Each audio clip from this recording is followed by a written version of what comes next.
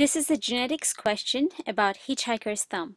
Now in this question it says that people who have hitchhiker's thumb in a certain population, let's say that number is 1 out of 100. Now the question says how many people are carriers of the hitchhiker's thumb in this certain population. Now this deals with the Hardy-Weinberg equation, which is p squared plus 2pq plus q squared. Okay, where p square is equal to big A, q square is equal to small a, and 2pq is going to be 2 big A, small a, meaning they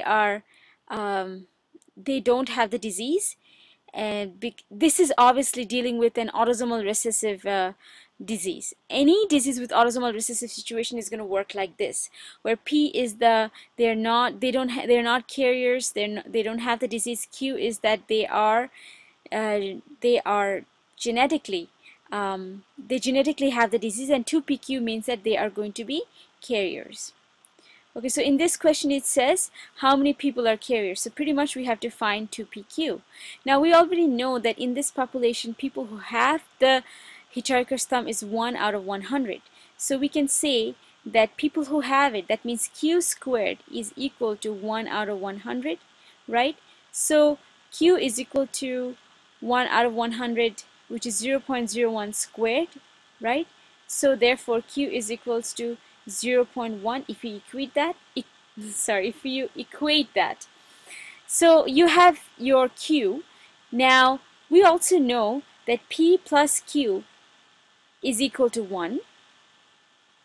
Okay, and our q is 0.1, so p must be 1 minus 0.1, which is equal to 0.9, right? So we know our p, we know our q, so let's find 2pq. So carrier is equal to 2 times p, which is 0.9, times q, which is 0.1, is equal to 0.18.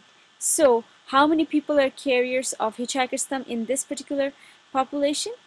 18 out of 100 are carriers.